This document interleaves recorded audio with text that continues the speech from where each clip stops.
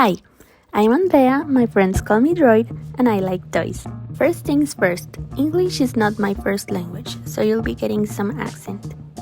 You can try and guess where I'm from in the comments. Dee was born a while back when I first tried Nomad Sculpt. I just started expanding on my logo's skull, giving her a body and some personality. I mean, she was just a gloomy looking cranium before. Now it's like her whole vibe is being dramatic, kind of lethargic in a fashionable way. I always try to find the balance between my passion for dolls and my fascination for Skeletor. So, she's like the perfect middle ground. I took inspiration from one of my favorite Monster High dolls, Skelita Calaveras, and from the way Lala Loopsy dolls pose, like their joints seem so loose and fabric-like in the way they move, so effortlessly. I wanted to portray that, but also I love how in most cartoons skeletons just fall apart and come back together. So what I'm looking for is to make the joints functional as a skeleton but also detachable so she can come apart and come back together easily. For this, I worked outside and used tons of protection. The first step was to repair the openings in the hollow pieces.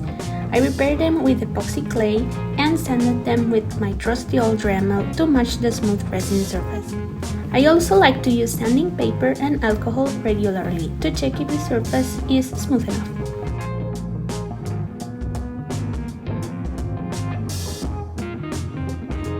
As I had to print the head in 2 batches, she's got this great union along the center.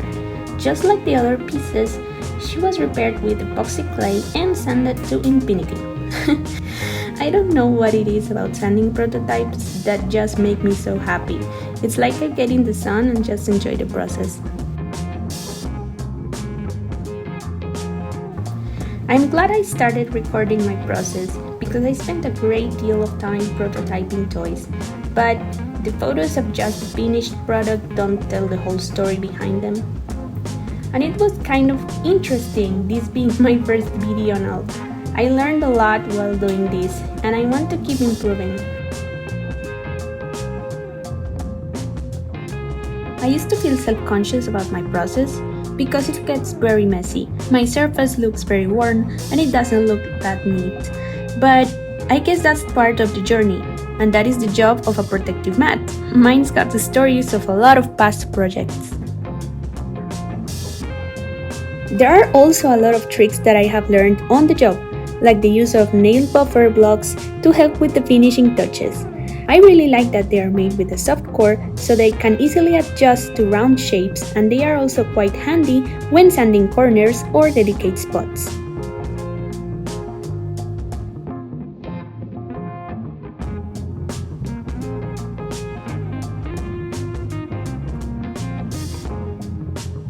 I landed on using magnets for the joints in the neck, shoulders, and hips, as well as the hands and feet. For this, I hollowed out the entire sphere in the joint and placed the sphere magnet inside. The idea is to have the joint be as round as possible, with enough exposed magnet to make the joint functional. This means I had to adjust the space between resin and magnet with epoxy clay and keep it as round as possible and as close to the original size as I can.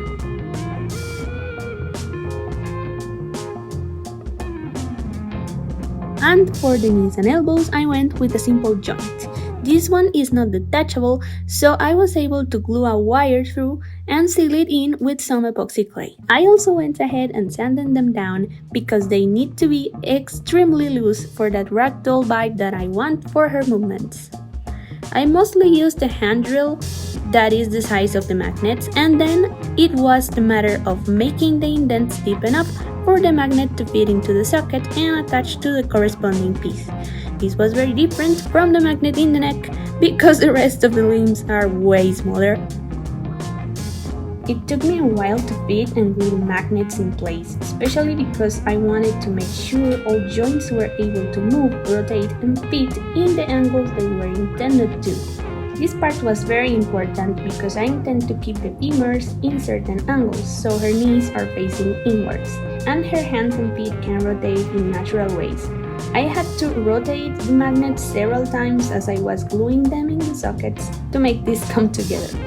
If I ever produce another of these, I will make space for the magnets in the 3D file now that I know that this method works.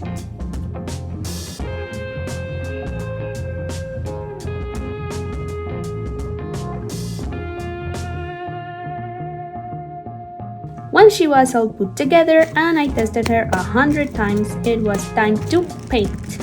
Even though she's a prototype, I want her to look neat.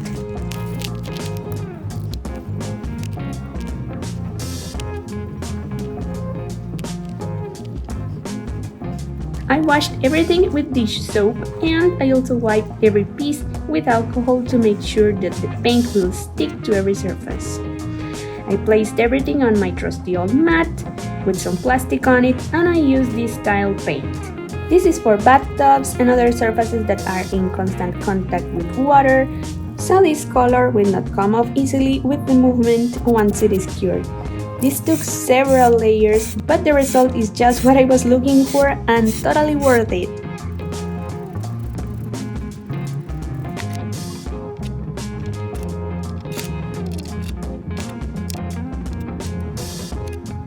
The surfaces are smooth and the joints are functioning without rubbing the paint off. The joints ended up working as intended, so I'm quite happy with the results.